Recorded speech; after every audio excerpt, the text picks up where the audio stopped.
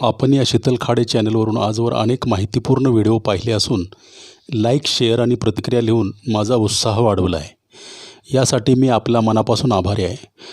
जर यापूर्वी या चॅनलला एकदा सबस्क्राईब केले असल्यास ठीक आहे, पण जर आपण एकदाही सबस्क्राईब केले नसल्यास कृपया केवळ एकदा सबस्क्राईब करावे ही नम्र विनंती आहे. मित्रहो, आजचा व्हिडिओ राष्ट्रसंत सेना महाराज यांचा इतिहास यावर आधारित आहे. आपल्या भारताला संतांची युगांतकारी परंपरा आहे, विरासत आहे. राष्ट्रसंत सेना महाराजांचे मूळचे घराणे हे महाराष्ट्रातीलच होते. ते 13व्या शतकापूर्वी व्यवसायाच्या निमित्ताने महाराष्ट्राबाहेर गेले होते. उत्तर प्रांतातील प्रयाग जिल्ह्यातील रेवा नावाचे छोटेसे संस्थान होते. अलाहाबादपासून जबलपूरकडे जाताना कटनी नावाचे रेल्वे जंक्शन आहे. या रेल्वेचा एक फाटा विलासपूरकडे जातो. याच फाट्यावर उमरिया नावाचे छोटे रेल्वे स्टेशन लागते. या स्टेशनच्या ईशान्येस 18 मैलावर प्रचंड दगडाचा एक जुना किल्ला आढळतो, ज्याला बांधवगड किंवा बांधवगड म्हटले जाते. बांधवगड हे छोटेसे सुंदर शहर होते. बसेसा वंशातील राजांची ही डोळे दिपवणारी वैभवशाली राजधानी होती. बुंदेलखंडातील रेवा संस्थानाचे महाराजा रामसिंह हे इथले प्रमुख राजा होते. सेनाजींचे वडील देवीदास हे बांधवगडाचे अधिपती महाराजा रामसिंग यांचे वैद्य आणि राजकीय सल्लागार म्हणून कार्यरत होते. देवीदास हे महाराजा रामसिंग यांची वंशपरंपरेने निष्ठापूर्वक सेवा करणारे सात्विक सज्जन व्यक्ती होते. महाराजा रामसिंग यांचा त्यांना दीर्घकाळ सहवास लाभला होता. महाराजा रामसिंग यांच्याशी देवीदास हे ज्ञान, भक्ती, कर्म, साधना इत्यादी विषयांवर चर्चा करीत असत. महाराजा रामसिंग यांची प्रजा सुखी समाधानी होती. त्यांचे सुपुत्र युवराज वीर सिंह होते. हा राजा दानशूर होता. महाराजा रामसिंग एकाही लढाईत पराभूत झालेले नव्हते, अशी त्यांची ख्याती होती. राष्ट्रसंत सेना महाराज यांचा जन्म मिती वैशाख वद्य द्वादशी रविवारी विक्रम संवत 1357 या दिवशी बांधवगडावर झाला. महाराजा रामसिंग यांच्या सूचनेनुसार मुलाचे नाव सेनो ठेवले होते. पुढे कालांतराने सेना, सेन, सैन असे नामकरण दृढ झाले. हा मुलगा अत्यंत देखणा, त्यांचा वर्ण दुधाप्रमाणे गोरा होता, असे सेनाजींचे वर्णन आढळते. सेनाजींच्या आईचे नाव रामकुंवरबाई आणि वडिलांचे नाव देवीदास होते. सेनाजींना वडिलांच्या सहवासात अनेक विषयांचे ज्ञान प्राप्त झाले. देवीदास यांना आपला मुलगा सेना हा विविध विषयांचे ज्ञान आत्मसात करून मोठा ज्ञानी व्हावा. महाराजा रामसिंह यांच्या दरबारात त्यांना मोठे पद मिळावे ही त्यांची इच्छा होती. यासाठी देवीदासांनी सेनाजींना शाळेत घातले. शाळेत मोजकीच मुले होती. गुरुजी जेव्हा शाळेत मुलांना शिक्षण देत असत, तेव्हा सेनाजी अत्यंत मन लावून गुरुजींचे बोलणे, शिकवणे ऐकत असत. सेनाजी गुरुजींना अनेक प्रश्न विचारित असत. कमालीची जिज्ञासा आणि स्वतंत्र प्रज्ञा हे गुण सेनाजींच्याकडे होते. थोड्या मोठ्यांच्या भजनामध्ये टाळ मृदंगाच्या तालावर सेनाजी भजन म्हणत असेत. सेनाजींचे शिक्षण बेताचे जरी झाले असले तरी त्यांचे संवेदनशील मन अनेक विषयांचा व्यासंग घेऊन ज्ञानी बनले होते. शांत चिंतनशील वृत्ती, नम्रता, सेवाभाव, गुरुजनांविषयी आदरभाव असे अनेक चांगले गुण सेनाजींच्याकडे होते. आचार्यांचा अनुग्रह सेनाजींना प्राप्त झाला. अध्यात्म ज्ञानाने गुरुवर्यांची मर्जी संपादन झाल्याने सेनाजींच्या आईवडिलांना खूप आनंद झाला. आपल्या आयुष्याचे सोने झाले, जन्म सार्थकी झाला असे त्यांना वाटले.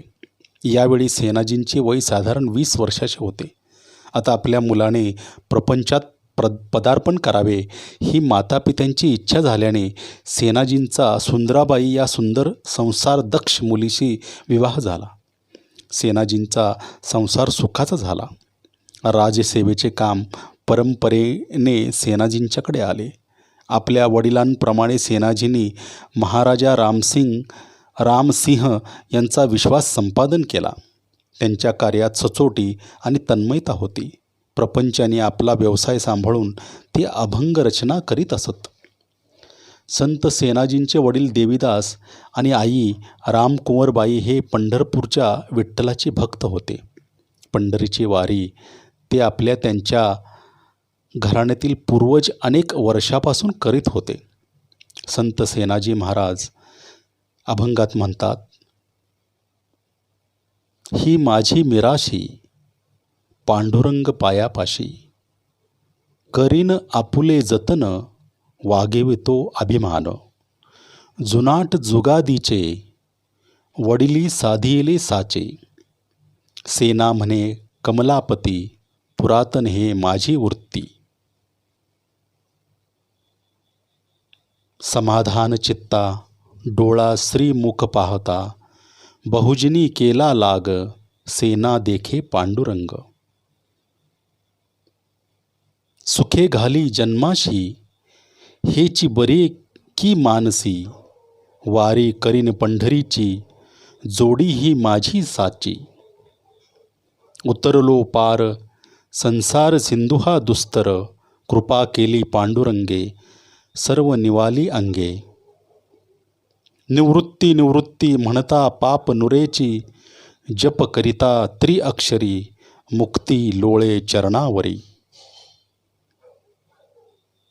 शिरी पाळावे आज्ञेसी शरण जावे विठोबाशी, सेना म्हणे त्यासी ऋषिकेशी सांभाळी.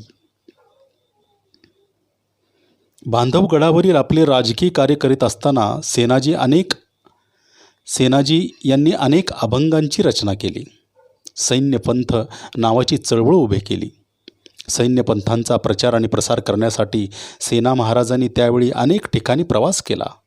ते पंजाब, उत्तर प्रदेश या राज्यात गेले, तसे महाराष्ट्रातही आले. सेना महाराजांनी मराठीबरोबरच हिंदी भाषेतूनही अभंग रचना केली आहे.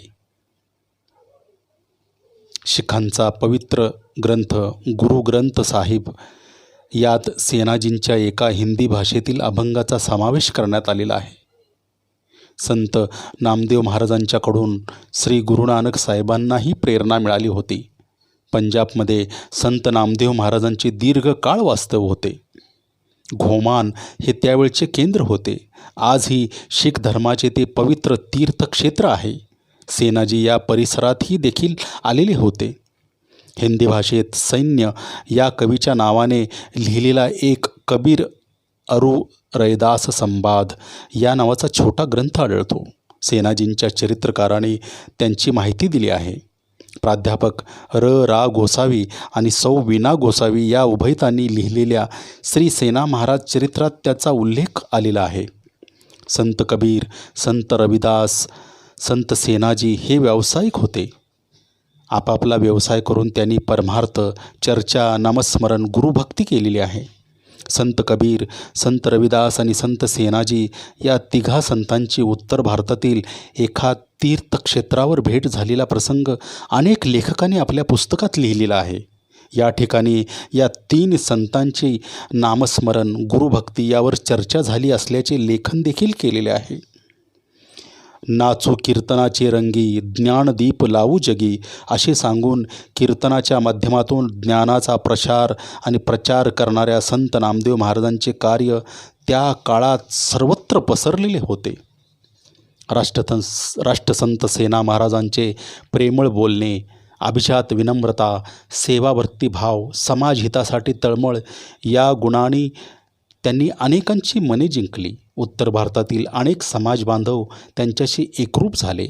लोक स्वतःला सेनापंथी म्हणू लागले. सेनापंथांची वाढ होऊ लागली. राजस्थान, उत्तर प्रदेश, हिमाचल प्रदेश, बिहार, मारवाड या प्रांतातील हजारो समाज बांधवांनी सेनापंथांची दीक्षा घेतली. आपण कुठेही तीर्थयात्रेसाठी गेलो तरी परत बांधवगडला येणार असे वचन सेना महाराजांनी राजा वीरसिंह यांना दिले होते. या वचनानुसार संत सेनाजी महाराजांनी श्री पांडुरंगांचे अखेरचे दर्शन घेऊन बांधवगडावर गेले.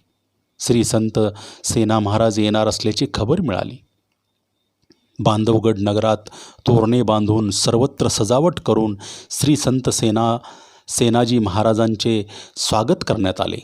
अनेक थोरा मोठ्यांनी त्यांचे स्वागत केले. राजा वीरसिंहांनी त्यांचे दर्शन घेतले, प्रेमाने आलिंगन दिले, त्यांचे हार्दिक स्वागत केले. सर्व दरबारी जनांनी राजे वीरसिंह आणि श्री संत सेनाजी महाराजांचा गौरव केला, जय जयकार केला. श्री विठ्ठलाचे नामस्मरण सुरू झाले आणि संत सेनाजी महाराजांचे श्रावण वद्य द्वादशीच्या दिवशी देहावसान झाले. बांधवगडावरील असंख्य बांधव भगिनींना समकालीन संत सज्जनांना वाटले, याची देही याची डोळा, धन्य आम्ही सेना देखिला.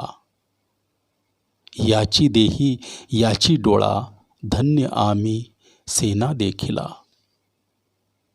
समाजातील उच्च नीचतेचे मानव निर्मित भेद संपवण्यासाठी संत सेना महाराजांनी समतेचा पुरस्कार केला. लौकिक जीवनातील सर्व कर्तव्ये पार पाडून त्यांनी अलौकिक आचरण दाखवून एक आदर्श जीवन पद्धतीने आपल्या कार्यकर्तृत्वाने सर्वसामान्य लोकांना मार्गदर्शन केले.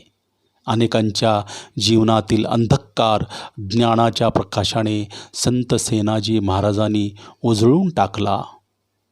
राष्ट्रसंत श्री सेना महाराजांच्या त्यागी समर्पित संत कार्यास विनम्र अभिवादन, कोटी कोटी नमन.